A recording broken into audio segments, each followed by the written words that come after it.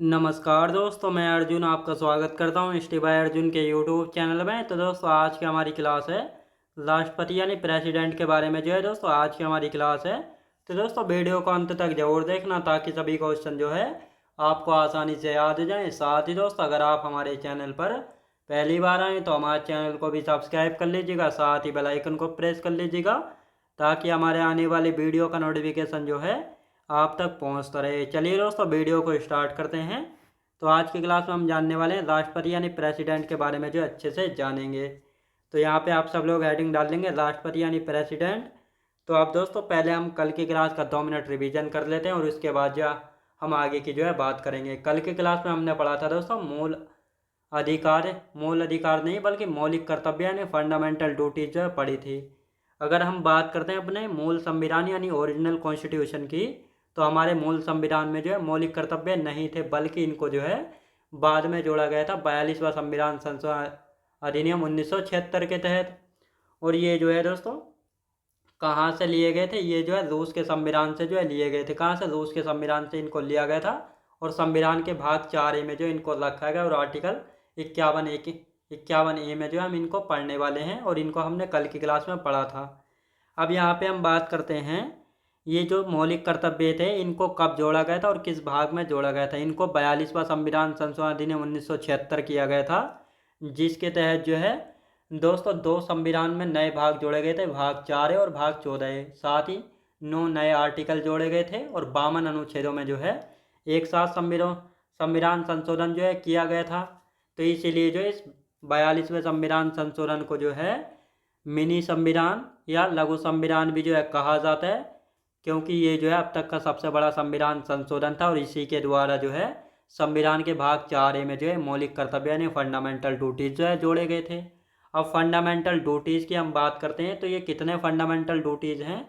ये जो है 11 फंडामेंटल ड्यूटीज़ है वर्तमान में। लेकिन जब इनकी बात की गई थी तो 1976 में जो है दोस्तों इंदिरा गांधी जी प्रधानमंत्री थी भारत की। इन्होंने जो है सरदार स्वर्ण सिंह के नेतृत्व में जो एक समिति बनाई थी जिसका नाम है सरदार स्वर्ण सिंह समिति। और इन्होंने जब अपनी रिपोर्ट पेश की थी तो इन्होंने कहा था कि 8 मौलिक कर्तव्य जोड़े जाएं, लेकिन जोड़े कितने गए थे? जोड़े गए थे 10 मौलिक कर्तव्य और वर्तमान में है 11 मौलिक कर्तव्य। 11वां मौलिक कर्तव्य जोड़ा गया था। कब जोड़ा गया था? 86वां संविधान संशोधन अधिनियम 2002 के तहत जो है जोड़ा गया था और इसको जो है आर्टिकल 51A में जो है रखा गया था, जिसमें कहा गया था 6 से लेकर 14 वर्ष के आयु के बच्चों को जो है शिक्षा का अधिकार है और इनको शिक्षा दिलाने का काम माता पिता या अभिभावक का जो है मौलिक कर्तव्य यानी फंडामेंटल ड्यूटीज़ है। तो इन सभी के बारे में हमने कल की क्लास में अच्छे से बात की थी। अब आज की क्लास में हम पढ़ने वाले हैं राष्ट्रपति यानी प्रेसिडेंट।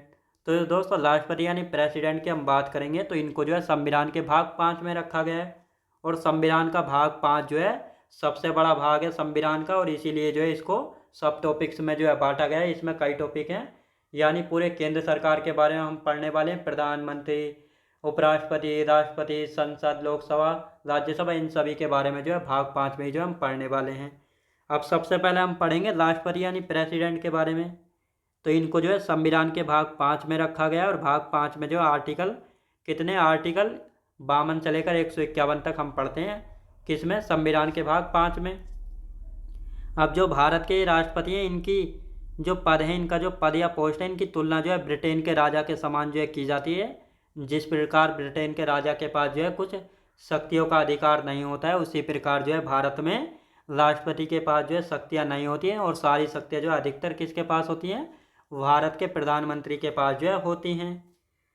अब देश का जो प्रथम नागरिक होगा, यानी भारत देश का प्रथम नागरिक किसको माना जाता है? राष्ट्रपति यानी प्रेसिडेंट को माना जाता है। किसको? राष्ट्रपति यानी प्रेसिडेंट को। साथ ही देश का संवैधानिक प्रधान कौन होता है? यानी देश का जो है संवैधानिक प्रधान कौन होता है? राष्ट्रपति यानी प्रेसिडेंट होते हैं। कार्यपालिका की शक्तियां राष्ट्रपति के पास होती हैं, लेकिन वास्तविक कार्यपालिका का जो प्रधान होता है प्रधानमंत्री और उसका मंत्रिमंडल जो है होता है। तो ये आपको याद रखना है। यानी जो कार्यपालिका है इसकी शक्तियां राष्ट्रपति के पास होती हैं, लेकिन वास्तविक यानी एक्चुअल शक्तियां किसके पास होती हैं? तो प्रधानमंत्री एवं उसके मंत्रिमंडल के पास जो है होती हैं। तो ये आपको याद रखना है। अब तीनों सेनाओं का प्रमुख कौन होता है? तीनों सेनाओं का प्रमुख होता है राष्ट्रपति। तो भारत में कौन कौन सी 3 सेनाएं हैं? थल सेना, जल सेना और वायु सेना। तो तीनों सेना का जो प्रमुख होता है वह कौन होता है? राष्ट्रपति जो है होता है। अब यहाँ पे हम बात करते हैं दोस्तों आर्टिकलों के बारे में। आर्टिकल 52 क्या कहता है? अनुच्छेद 52 कहता है भारत का एक राष्ट्रपति होगा। तो ये आपको अच्छे से याद रखना। और राष्ट्रपति पद की तुलना जो है ब्रिटेन के राजा के समान जो है की गई है। तो ये आपको याद रखना है। अब अनुच्छेद 53 क्या कहता है? अनुच्छेद 53 की यदि बात की जाए तो ये कहता है संघीय कार्यपालिका की समस्त शक्तियाँ किस में होंगी? राष्ट्रपति में होंगी समस्त कार्यपालिका की शक्तियाँ। तो ये आपको अच्छे से याद रखना है। अब यहाँ पे हम बात करते हैं अनुच्छेद 54 क्या कहता है? अनुच्छेद 54 की यदि बात की जाए तो इसमें जो है राष्ट्रपति का निर्वाचक मंडल एवं निर्वाचन के बारे में बात की गई है। और इसको जो है दोस्तों राष्ट्रपति का जो निर्वाचक मंडल एवं निर्वाचन है इसको जो है आयरलैंड के संविधान से जो है लिया गया है।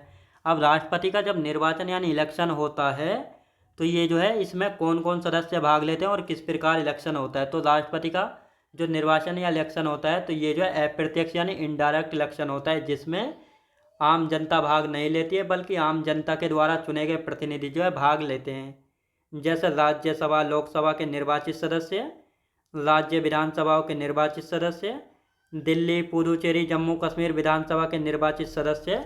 और इनको जो है दोस्तों एक 70वां संविधान संशोधन अधिनियम 1992 में किया गया था। इस अधिनियम के द्वारा जो है दिल्ली, पुडुचेरी व जम्मू कश्मीर की विधानसभाओं के सदस्यों को जो है दोस्तों मौका मिल गया था राष्ट्रपति के चुनाव में जो है भाग लेने का। तो ये आपको याद रखना है। साथ ही राष्ट्रपति के चुनाव में जो है मनोनीत सदस्य यानी नॉमिनेटेड मेंबर एवं विधान परिषद के सदस्य जो है भाग नहीं लेते हैं। तो ये आपको याद रखना है। यानी जब राष्ट्रपति के चुनाव होते हैं तो इसमें नॉमिनेटेड सदस्य है, साथ ही विधान परिषद के सदस्य भाग नहीं लेते हैं राष्ट्रपति के चुनाव में। तो ये आपको याद रखना है। साथ ही राष्ट्रपति के चुनाव की जो प्रक्रिया कहाँ से? आयरलैंड के संविधान से जो है ली गई है। तो ये आपको अच्छे से याद रखना है। ये था आर्टिकल 54 जिसमें राष्ट्रपति का निर्वाचन मंडल एवं निर्वाचन के बारे में जो है बात की जाती है। तो ये आपको अच्छे से समझ आया होगा।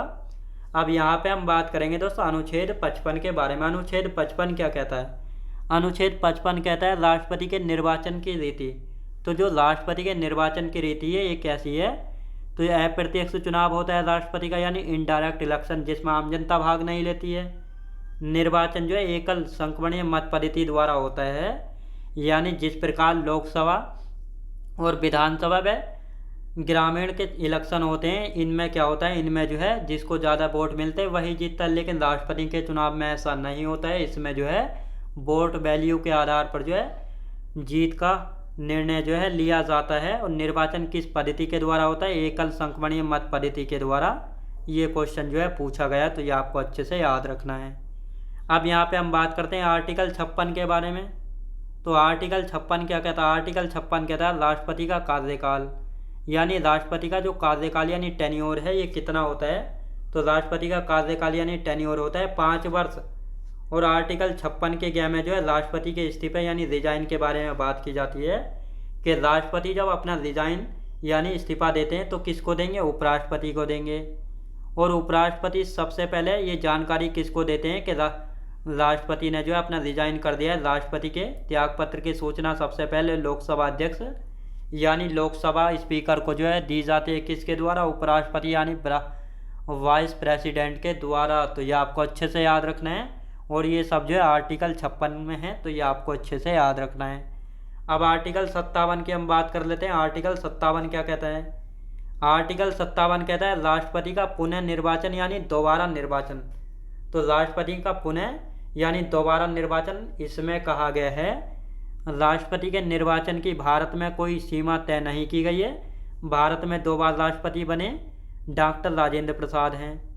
यानी आर्टिकल 57 क्या कहता है? यानी राष्ट्रपति का पुनः दोबारा निर्वाचन, मतलब भारत में कोई भी ऐसी तय समय सीमा नहीं है जिसमें ये कहा गया हो कि कोई भी राष्ट्रपति जो है 2 बार राष्ट्रपति बन सकता है या 3 बार चुनाव लड़ सकता है। जितनी मर्जी चाहे इतनी बार जो है राष्ट्रपति बन सकता है, इतनी बार जो है चुनाव लड़ सकता है। और 2 बार जो है अब तक डॉक्टर राजेंद्र प्रसाद जो है अब तक 2 बार राष्ट्रपति जो है बने हुए हैं। तो ये आपको याद रखना है। अब आर्टिकल 58 क्या कहता है? आर्टिकल 58 की हम बात करेंगे तो ये कहता है राष्ट्रपति पद की योग्यताएं, यानी राष्ट्रपति पद के लिए जो है कौन कौन सी योग्यताएं यानी कौन कौन सी क्वालिफिकेशंस जो है होनी चाहिए। तो ये आपको पता होना चाहिए, आर्टिकल 58 में है। यानी वह व्यक्ति भारतीय नागरिक होना चाहिए जो राष्ट्रपति पद के लिए चुना गया है, 35 वर्ष की आयु पूरी कर चुका हो, लोकसभा सदस्य निर्वाचित होने की योग्यता रखता हो। अब यहाँ पे एक नोट लिखेंगे, प्रस्तावकों की संख्या 50 सदस्य, अनुमोदक की संख्या 50 सदस्य, और साथ ही जमानत राशि 15,000 रुपये RBI में जो है जमा करना पड़ता है जब राष्ट्रपति का चुनाव लड़ने के लिए व्यक्ति खड़ा होता है। तो ये आपको अच्छे से याद रखना है। तो आर्टिकल 58 में राष्ट्रपति पद की योग्यताएं हैं, भारत का नागरिक होना चाहिए, 35 वर्ष की आयु पूरी कर चुका हो, लोकसभा सदस्य निर्वाचित होने की योग्यता रखता हो, 15,000 रुपये जमानत राशि RBI में जो है जमा करना पड़ता है, अनुमोदक 50 हो और प्रस्तावक भी जो है 50 हो। तो ये आपको अच्छे से याद रखना है। अब आर्टिकल 59 की हम बात करते हैं। आर्टिकल 59 क्या कहता है? आर्टिकल 59 कहता है राष्ट्रपति पद की शर्तें। तो राष्ट्रपति पद के लिए जो है कौन कौन सी शर्तें यानी कंडीशन है, यानी किसी लाभ के पद पर ना हो, सरकारी नौकरी या बड़े पद पर नहीं होना चाहिए, पागल अथवा दिवालिया नहीं होना चाहिए। पागल अथवा दिवालिया यानी दिवालिया बैंकरप्ट, यानी ऐसा कोई व्यक्ति जो बैंक से लोन ले लेता है और बैंक का लोन नहीं चुका पाता है तो उसको जो है बैंक दिवालिया यानी बैंकरप्ट घोषित जो है कर देती है। साथ ही जब राष्ट्रपति पद अवधि के दौरान जो है उनकी भत्तों व उपलब्धियों को जो है कम नहीं किया जा सकता। साथ ही राष्ट्रपति को जो वेतन जो है 5 लाख रुपए प्रति माह दिया जाता है भारत की संचित निधि से। तो ये आपको अच्छे से यहाँ पे हमने बात की है। तो दोस्तों यहाँ पे हमने आर्टिकल 59 की बात की है जिसमें जो है राष्ट्रपति पद की शर्तों यानी कंडीशंस के बारे में जो है बात की जाती है। अब दोस्तों यहाँ पे हम बात करेंगे आर्टिकल 60 के बारे में। तो इसके बारे में जो हम कल की क्लास में अच्छे से जो है जानेंगे। तो आज की क्लास हमारी यहीं तक रहेगी।